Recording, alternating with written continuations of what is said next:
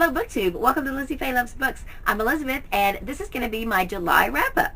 In July I participated in 3 different readathons and I've already done wrap-ups for all of those readathons, so I will just quickly show you all the books I read for those readathons, and then the other books that were not part of the readathons I will talk a little bit more about. So for July I finished 17 books and I made progress in 2 others. Of those books, 3 of them were nonfiction, and 2 of the nonfiction were poetry. And then 10 of the 19 books that I either finished or made progress in were middle grade or YA. And then 9 of the 19 books were audiobooks. So let me show you what I read.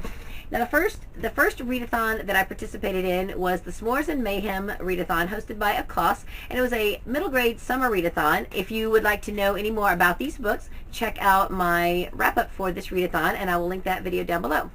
I read Little Blog on the Prairie by Kathleen David Bell, Diary of a Wimpy Kid, Dog Days by Jeff Kinney, One Crazy Summer by Rita Williams Garcia, Echo by Pam Munoz Ryan, Escape from Mr. Limoncello's Library by Chris Gravenstein, The Curse of the Campfire Weenies and Other Warped and Creepy Tales by David Lubar, Oversea Understone by Susan Cooper. Now, a few of those books I did not actually finish during the week of the S'mores and Mayhem readathon, but I did go ahead and talk about them on my S'mores and Mayhem wrap-up. So be sure to check that out if you would like to hear any more about them. In fact, this one, Echo by Pam Munoz Ryan, is one of the Florida Sunshine State Young Reader Award finalists for this coming school year that is just about to start. So I will probably do a full review of it at some point.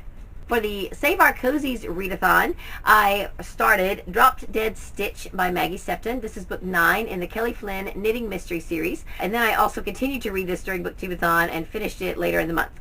Also for Booktubeathon, I read Alice's Adventures in Wonderland by Lewis Carroll, On Your Marks, A Package of Punctuation by Richard Armour, I Could Pee on This, and Other Poems by Cats by Francesco Marciulano, The Sisterhood of the Traveling Pants by Amber Shares. I also watched the movie of The Sisterhood of the Traveling Pants. The Girl on the Train by Paula Hawkins.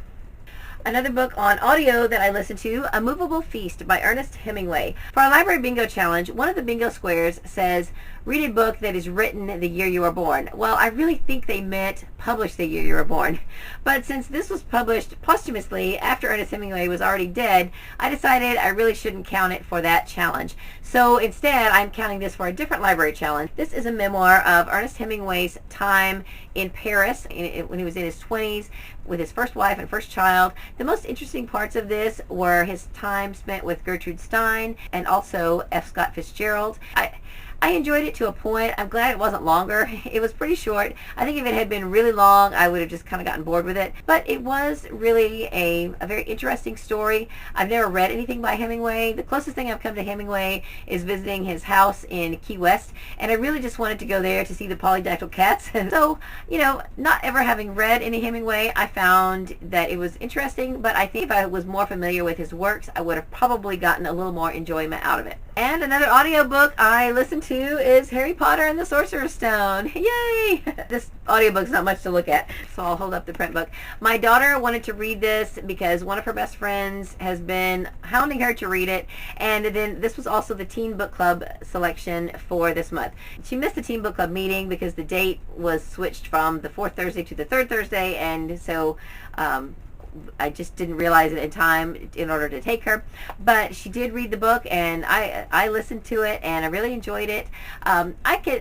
You know, and I mentioned this in my I Never tag, that part of the reason I hadn't read this is because A, it came out after I was already an adult, and then B, because there was such a controversy in the Christian community about it that I just kind of wanted to distance myself from it.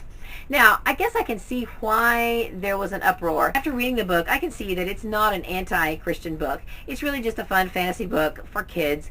But I can see why some Christians would avoid it simply because witchcraft is contrary to the teaching of the Bible. And so you know, but I certainly know plenty of Christians who have read it, and I know plenty of Christians who refuse to read it. Fine with Katie going ahead and reading them, and we've had some discussions, you know, about witchcraft and things like that, and it's great to be able to read the books that she is reading and be able to talk about them with her. So we enjoyed the first movie. She has now, like I said, she's ahead of me. She's a fast reader and a fast movie watcher. I'll catch up eventually. But I did really enjoy this first book, and I'm glad that I read it. Another kind of magical book that actually includes some witchcraft too, I didn't know going into it, but this is one of our Sunshine State books for this coming school year. This is The Sinister Sweetness of Splendid Academy by Nikki Lofton. And this really actually was a great book. I enjoyed it thoroughly. I didn't expect to enjoy it as much as I did. I mean, it's a really cute title, but there were so many underlying themes in the book. There was a main character who was overweight, and the things that he has to deal with and go through and how that's handled, I thought was great. So of course, along with that, there are self-esteem issues that are discussed in the book.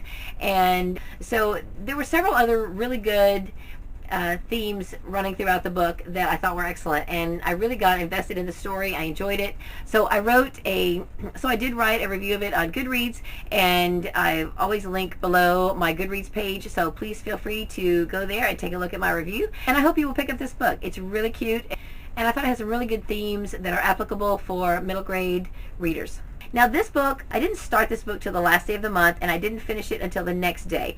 So I did not quite finish it during July, but it's checked out from the bookmobile, and I wanted to go ahead and talk about it while I had it. And then one of the last books I read in the month was the audiobook of Wedding Cake Murder by Joanne Fluke. And while I didn't read this during the Save Our Cozies readathon, I went ahead and talked about it on that wrap-up. So check out that video if you would like to know a little bit more about it. This is the 19th book in this series, and I am caught up in this series. I am excited. This was a good book. I enjoyed it. It really progressed the story of our main character, Hannah Swinson. It was more about what's going on in her life. The mystery didn't occur until halfway through the book, but that was okay. I just enjoyed the book. So if you have read any of the Hannah Swinson Baking Mysteries by Joanne Fluke, I would definitely recommend picking this up, but you should, of course, read the other books leading up to it. So the other book I made progress in but did not finish is Gone with the Wind. Now I did finish the first half. I had the first half on audio cassette that I was listening to in my car. It took me a couple months to get through it, and I am excited now. I have officially listened to the first half twice. So now I'm waiting to get the whole book on CD from the library, and I will just pick up in the middle where I left off. I will have to listen to it in the house. There's not a CD player in my car anymore, but I am looking forward to it. I thought it was great. I've really been enjoying Gone with the Wind. The character Scarlett is just awesome. She is just really probably one of my new favorite literary characters. So if you've never read Gone with the Wind, I definitely recommend picking that up. I also failed to mention, at the beginning of the month, I finished Shift by Hugh Howey. That is the prequel to Wool. It's book 2 in the Silo series, but it's really a prequel to Wool. And I had started it for Giant Book June, and I wanted to go ahead and finish it. So it took me a couple of days into July to finish that book. So that also, if you were counting, that counts as one of the books I finished in the month of July. And I did not check it back out from the library because I already talked about it in my June wrap-up. So that's it for this video. I'm excited about what I got read in July. I've already posted my August TBR. I'm really focusing on the books that I need to read for the Library Bingo Challenge, and I'm in the middle of those, as well as the second Harry Potter, which my daughter has been hounding me to get going on, and so I'm having a fun reading month so far for August. So that's all I have for this video. I hope you're having a great day. Read a good book, and God bless you.